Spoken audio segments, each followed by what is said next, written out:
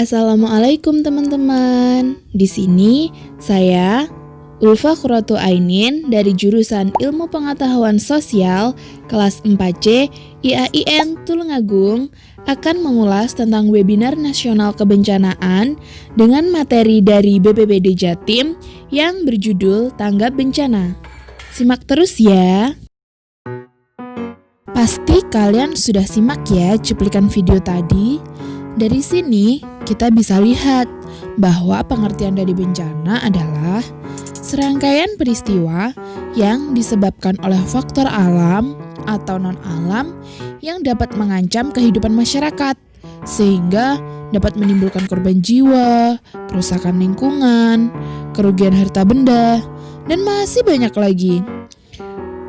Dengan seperti itu, maka diperlukanlah adanya tanggap bencana. Tanggap bencana sudah sewajarnya sih ya, sebagai masyarakat harus punya nih kemampuan tanggap bencana, terutama di kalangan pemuda yang perannya sangat dibutuhkan untuk kemajuan bangsa dan negara ke depan yang lebih baik. Hal itu dikarenakan Indonesia sendiri dikenal sebagai salah satu negara yang rawan bencana. Mengingat posisinya yang berada di antara 3 lempeng tektonik dunia, yaitu lempeng Indo-Australia, lempeng Eurasia, dan Pasifik.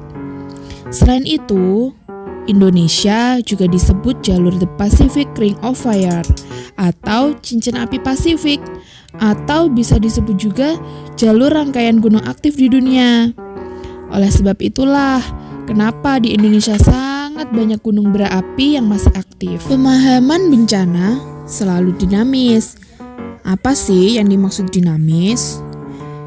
Yang dimaksud dinamis yaitu penanggulangan bencana selalu berkembang dari waktu ke waktu.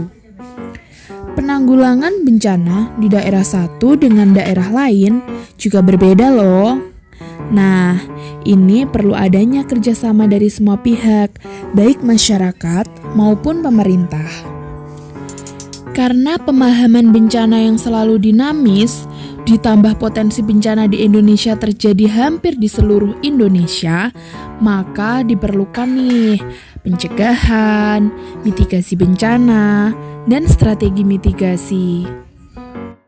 Kita ketahui bahwa bencana yang ada di Indonesia sangat beragam, maka penting mengembangkan atau menumbuhkan kepedulian tanggap bencana. Seperti yang akhir-akhir ini kita ketahui bahwa Indonesia sedang diguncang bencana, seperti gempa bumi dan gunung meletus.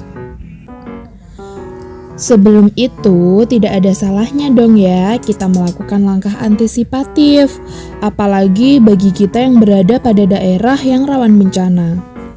Karena langkah antisipatif tersebut sudah termasuk pada tanggap bencana.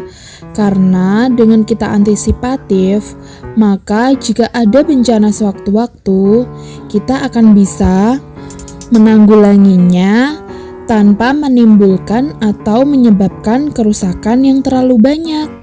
Yang terakhir yaitu pengurangan resiko bencana. Kerangka konseptual elemen dipertimbangkan untuk meminimalkan kerentanan dan risiko bencana di seluruh masyarakat untuk menghindari atau membatasi. Langkah yang diambil untuk mengantisipasi bencana untuk memastikan bahwa tindakan yang tepat dan efektif diambil setelahnya. Kesiapan bertujuan untuk meminimalkan dampak buruk dari suatu bahaya itu sendiri. Upaya pengurangan resiko bencana ada 3. Yang pertama yaitu memperkecil ancaman kawasan. Yang kedua, mengurangi kerentanan kawasan yang terancam. Dan yang ketiga, meningkatkan kapasitas kawasan yang terancam. Pesan saya untuk generasi muda saat ini, tumbuhkanlah kepedulian dan kesadaran kalian dan tumbuhkan sikap tanggap terhadap lingkungan di sekitar kalian.